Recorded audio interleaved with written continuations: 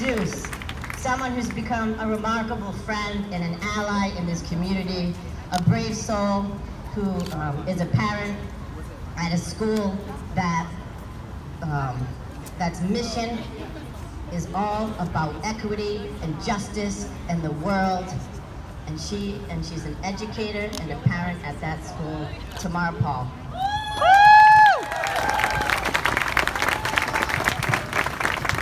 Thank you, Chief.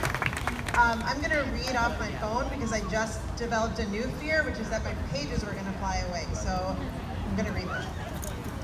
I'm honored to be here today as a teacher and a Jew and a lesbian and a proud mom.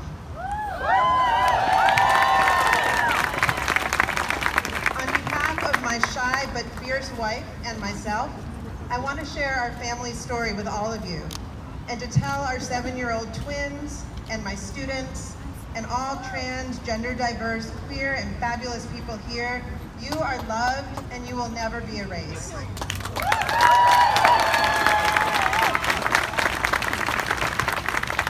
You can tell a lot about our parenting journey by looking at our Amazon order history. First, there were the books about transracial adoption, raising twins, advocating for Black boys. Then the books on nurturing spirited kids, handling sleep trouble, tummy trouble, tantrums. And then Gus saw her first pair of princess shoes. By age 3, Gus would come home from daycare, strip down, and put on a tutu. By 4, Gus asked for real dresses, not just the dress-up kind, and began wearing them to preschool. A few kids were confused for a few days, since they, like us, had thought Gus was a boy, but Gus persisted, and life went on. One day, when I picked the twins up from preschool, Gus's shirt had gotten wet during the day, and she had to put on her emergency clothes from her cubby, a boxy Batman shirt that had been sitting there for months, since before we understood how Gus wanted to dress. She was in tears, fighting the teacher because she refused to put on the shirt. The dad of a little girl in the class quickly understood what was happening and gave Gus his daughter's pink shirt from her emergency stash.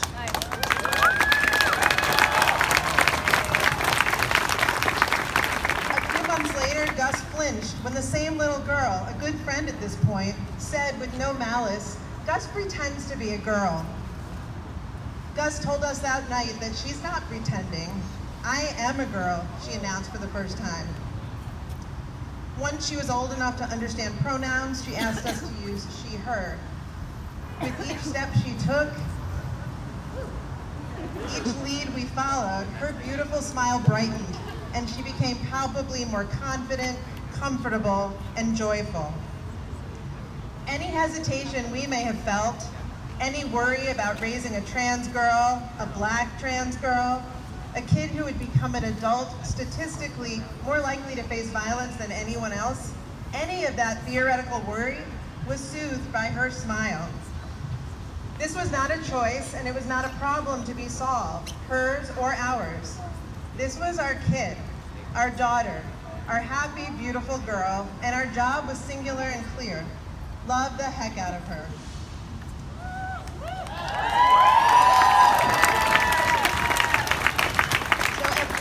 It was time for the twins to enter the school they could attend through 8th grade. Shout out to Gordon School, my friends in the front row here.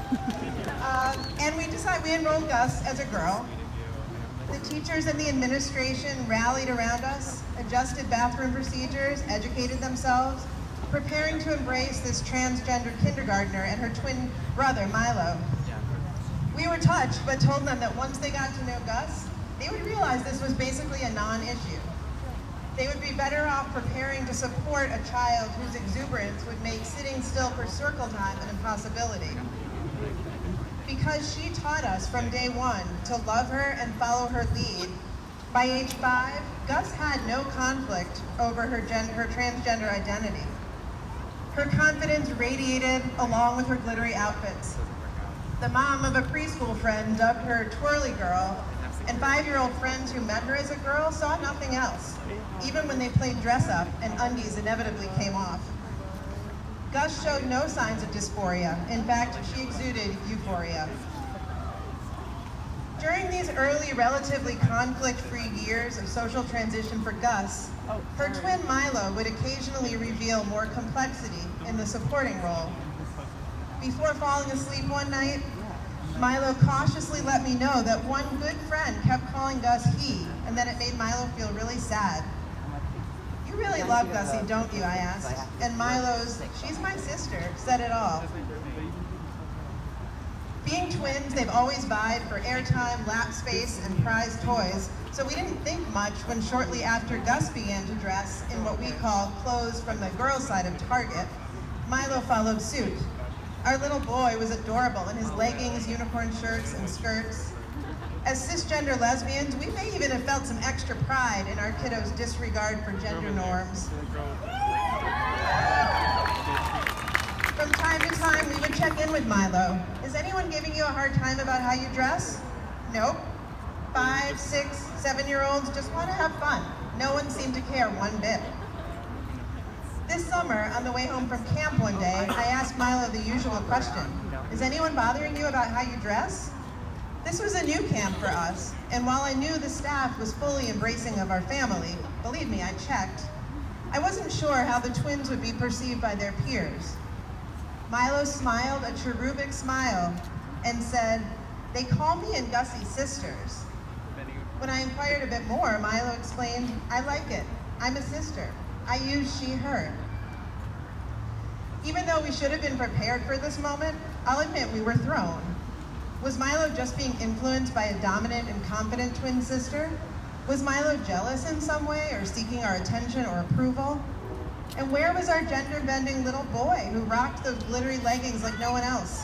And how had we missed this?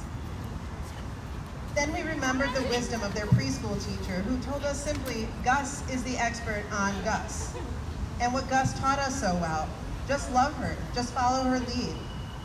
And what we learned from our reading, while suicide rates for trans kids are staggering, those rates match their cisgender peers when they're raised in a nurturing environment and loved for who they are. It really doesn't matter why Milo began living as Gus's sister this summer. What matters is that we see Milo for who she is, and we make sure she is loved and nurtured every step of the way. Milo is the expert on Milo. Our little family has been incredibly fortunate. Gus and Milo have an extended family who love them and are committed to using the correct pronouns.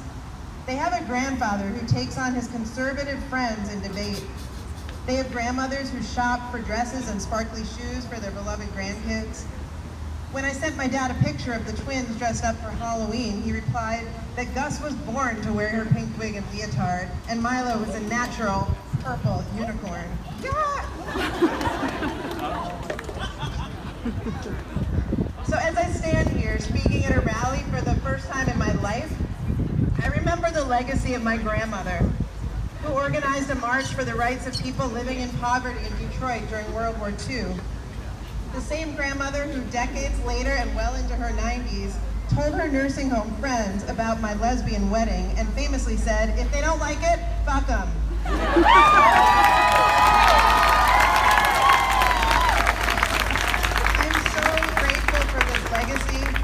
Especially now, because it leaves me with no question about what to do next. Trans people, I will fight for you. My wife will fight for you. Gus and Milo's grandparents and teachers and friends' parents will fight for you. My 7-year-olds are spending these formative years in blissful ignorance of hateful politicians who want to erase their identities, but we know those days are numbered. And we know the vast majority of trans and genderqueer kids do not get to grow up in such a bubble. My middle school students are scared and confused by what they hear on the news. They know they're loved, but at a certain point they know that's not enough. So we vote, we speak out, we donate, we listen, we see you. We fight for your right to live your authentic lives, to be addressed with dignity, to radiate confidence, to know that you were born perfect and you are perfect still. You are indelible and you will never be erased. Thank you.